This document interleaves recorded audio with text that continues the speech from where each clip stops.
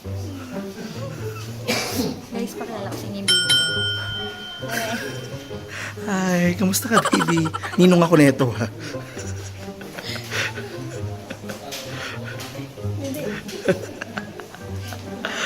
Maganda sa gato, siyente.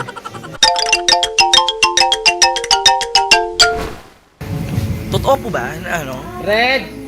This is part dyan ng bubblegum. Ano Ayan, ba? guy! Oh my God, it's me, Kali, and welcome to my channel. Kasama ko kayo si Ate So, Cara. nagtat ka talaga. Sabi mo eh. Ayan, meron kami bagong kaibigan. Hi Si guys, Jamir. Ayan, Jamir go. sa Barte, no? Subscribe lang sa vlog ko. And yun, add nyo ka sa Facebook, no? Badong, alam mo, hindi mo naman kailangan gawin lahat yan para event. So weird. Sanang paglalakad sa sun. Ha? Bongga nung weird. Channel mo, Jamir, Jamir. Ayan, nasa screen. A-R-T-E. So yun guys, Ay, ito kami ngayon guys sa ano, Pink Bird. Pink Bird, no? Pink Bird. Gusto na kayo dito, baka mamunta sila. so literal na pink bird mga kaibigan, hindi pink na. Kaya nga, Kasi punta guys, kayo nandito dito, kami dahil ano, may Christmas party kami sa Bubblegum. Alam mo, taga-bubblegum eh. Kaya, kunyari lang.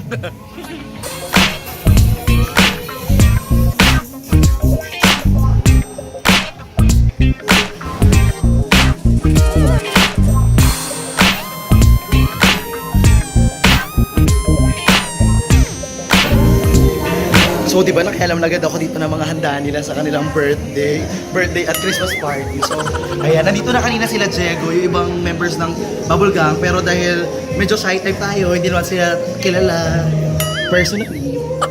Medyo babe na tayo. Dito lang, bumili kami ng pasalubong talaga para kay David kasi nasa shooting kami ngayon taping kami ngayon ng Cain at Abel. Ang ganda po ng sahig nila dito. Ang ganda po ng sahig nila dito. Tingnan niyo po. Ayun na lang po yung natitira. Gusto pa pa-take out ni Ate Cara. Sayang kasi. Gusto ko pa take out.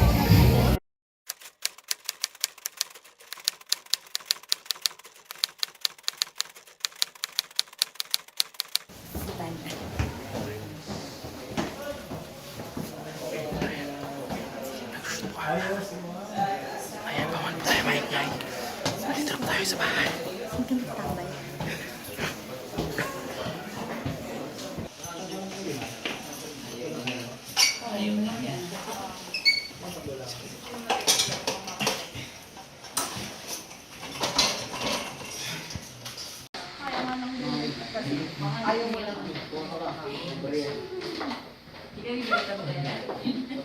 Action! Pasok natin.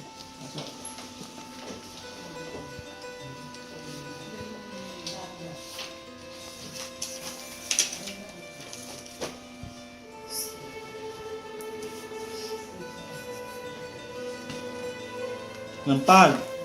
Queen.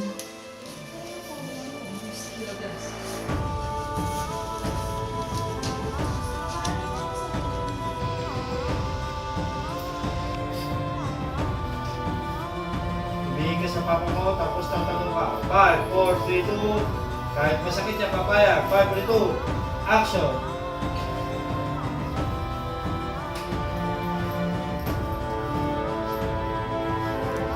Ka!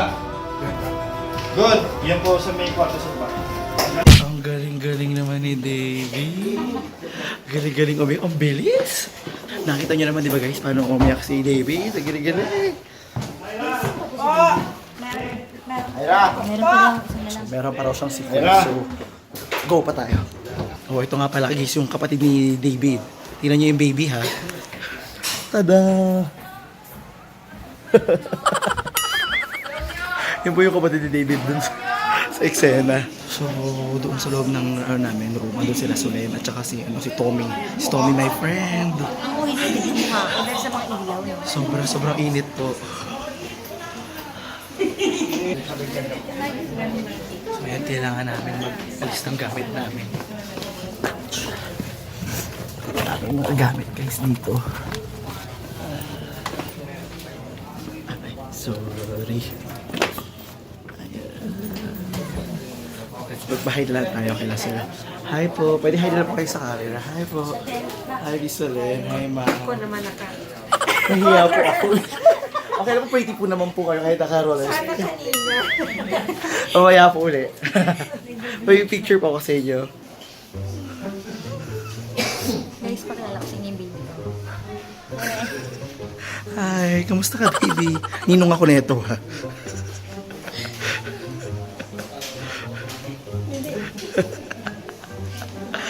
Maganda sa gatas yan, te. So now we know, ganun pala yung mga ginagawa sa baby growing. Kailangan na namin boses namin kasi magtitake na sila, guys. Napagalitan kami ang direktor. Sumating nila. Ayan ngayon na eksena na naman si David. Eksena ng galit-galitan. So ayun guys, nandito muna ako. Labas muna ako dahil maingay ako. Alam nyo naman. Nandito ko ngayon sa labas. Ito, may pa-swimming pool sila dito. Diba? Ganyan kayaman yung pamilya kunyari ni David. Diba? At going back to my experience, nung bata ako, ganito rin yung mga trabaho ko eh. Kasi nung malita ko, yung mama ko, nagtrabaho siya sa ABS-CBN, parang talent coordinator. So, ang nangyayari, lagi kami lumalabas sa mga kapatid ko, buong pamilya ko, mga kapitbahay namin, mga classmate namin, mga kaibigan ng mga kapatid ko, sa mga palabas sa TV, sa Princess and I, sa Be Careful With My Heart, sa MMK, sa Pangako Sa'yo. Ako yung una-unang ring bearer doon. Ganun. Naalala ko pa nga dati, meron akong eksena na once upon a time, na parang ilan lang yung batang binigyan ng lapel para magkaroon ng dialogue. Eh since ang dal ko, parang nakulitan sa akin yung director dahil nainggit ako sa mga bata na may lapel. Sa akin binigay yung character, ganun. Tapos nung bata ako, mahilig akong nung bata ako, madalas ang nagiging tatay ko sa mga eksena si Joel Torre, si Dominic Ochoa, tapos basta masaya. Nung bata kami, meron kaming training, workshop, ganyan. Tapos meron pa ako, ito nung college ako, ito yung commercial ng Check Your Hair, andyan ako. Asa ng paglalakad sa sun.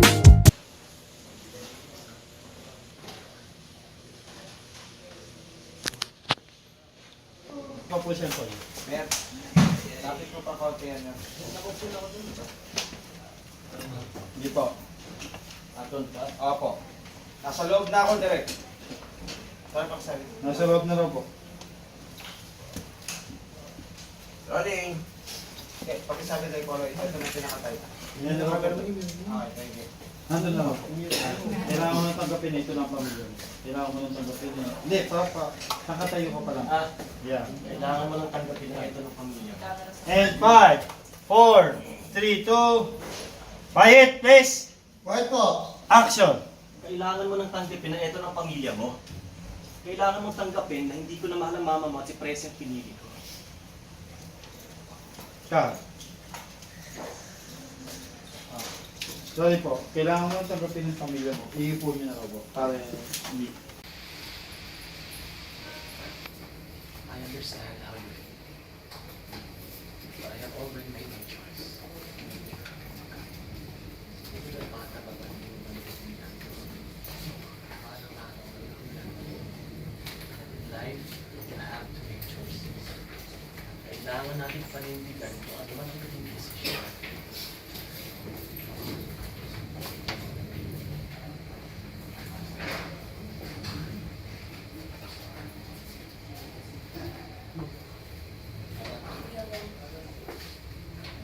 Sorry po.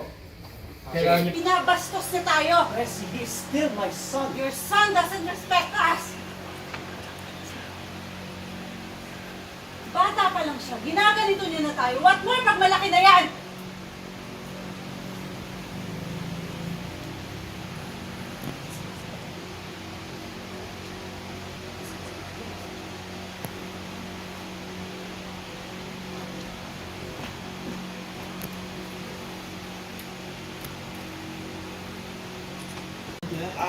Daya lang. Wala siya po dayang sampal. Dayang sampal, pasok si Kuya na. Dire-diretso na Kuya. Nak, kailangan mo sabi, I hate you. Pagkasampal. I hate you. Tapos pinagsalita si Papa. Tingin muna. I hate you both. Okay?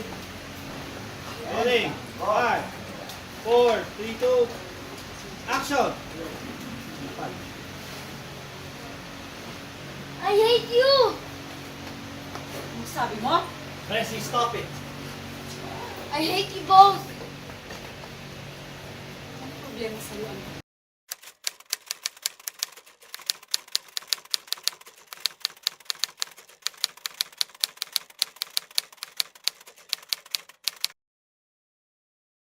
Hi guys, it's me Candy and welcome to my channel. At ngayon guys, hi ma'am.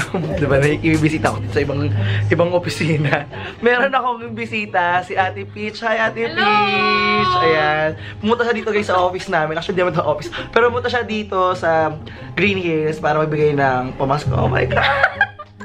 Thank you so much. Si Francie. Wow! Ayun guys kung meron kayong Facebook, for sure meron naman kayo. I-like nyo yung page ni ate, meron siyang page i-like ko sa description box yung Happy Peach Business Hub, diba? Yan, Happy Peach Business Hub yun Kasi iba sinasabi, business club.